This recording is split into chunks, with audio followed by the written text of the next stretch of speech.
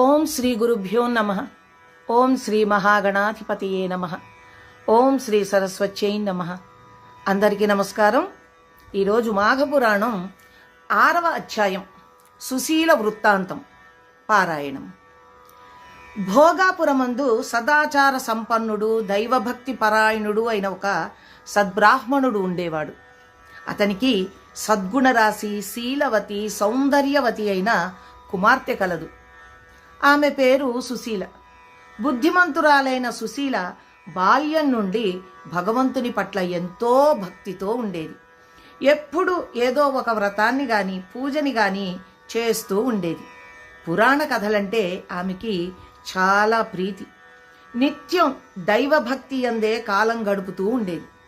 ఇలా కొంతకాలం గడిచేసరికి ఆమెకి యుక్త వయస్సు వచ్చింది. చక్కని అందాల భరిణిగా అతిలోక సౌందర్యవతిగా రూపుదిద్దుకుంది. సద్గుణరాశి సౌందర్యవతి అయిన సుశీల గుణగణములు తెలుసుకున్న మృగశృంగుడు ఆమెని వివాహమాడాలి అని ఎంతో ఉత్సాహం కనబరిచాడు.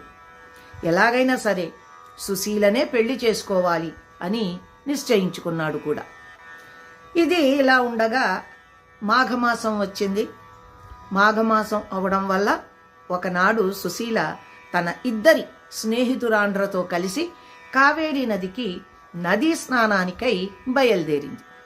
వారు ఆ విధంగా పోతూ ఉండగా సమీపంలో ఒక అడవి ఉంది.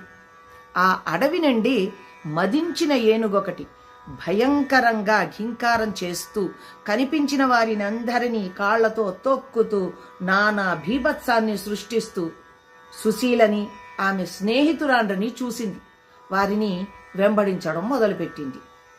మదించిన ఆ మత్త గజం దాని ఘీంకార ధ్వని విన్న ఆ ముగ్గురు స్త్రీలు భయంతో తమ శక్తి కొలది పరిగెత్తుతూ పారిపోయి ముందు వెనకలు చూడకుండా దూరంగా ఉన్న ఒక ఏ ఆచ్ఛాదన లేని దిగుడు బావిలో పడి దిక్కులేక మరణించారు. ఈ సంగతి వారి తల్లిదండ్రులకి తెలిసి బావి వద్దకి వచ్చి మృతదేహాలని పైకి తీసి రోధించసాగారు. మృగశృంగునికి ఈ వార్త తెలిసింది. పరుగున వచ్చాడు. మృతదేహాలను చూశాడు. రోధిస్తున్న వారి బంధువులను చూసి చలించిపోయాడు, దుఃఖించాడు. ఆ విషాద దృశ్యం అతని హృదయాన్ని కలిచివేసింది. ఎందుకిలా జరిగింది అనుకున్నాడు. ఎలాగైనా సరే వారిని బ్రతికించాలి అని నిర్ణయించుకుని వారి తల్లిదండ్రులతో ఆ మృతదేహాలను భద్రపరచమని చెప్పాడు. పాతి పెట్టడం ఖననం చెయ్యడం లాంటి పనులు చేయవద్దు అని చెప్పాడు. తను మాత్రం కావేరీ నదిలోనికి దిగి ధ్యానం చేస్తూ కూర్చున్నాడు. ఇంతలో పిచ్చి పట్టిన దాని వలె ఆ ఏనుగు తిరిగి భీకరమైన ఘీంకార ధ్వని చేస్తూ నీటిలో తపస్సు చేసుకుంటున్న మృగశృంగుని దగ్గరికి వచ్చింది. మృగశృంగుడు చలించలేదు, భయపడలేదు. తదేక దీక్షతో ధ్యానం చేస్తూనే ఉన్నాడు.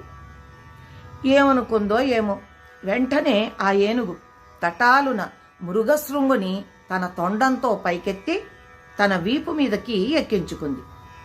అయినా మృగశృంగుడు భయపడలేదు. ఇదంతా శుభసూచకమే, అంతా మన మంచికే అనుకుంటూ నీటిని తీసుకుని మంత్రించి మదించిన ఆ ఏనుగుపై చల్లాడు. నెమ్మదిగా దాని శరీరమంతా నిమిరాడు.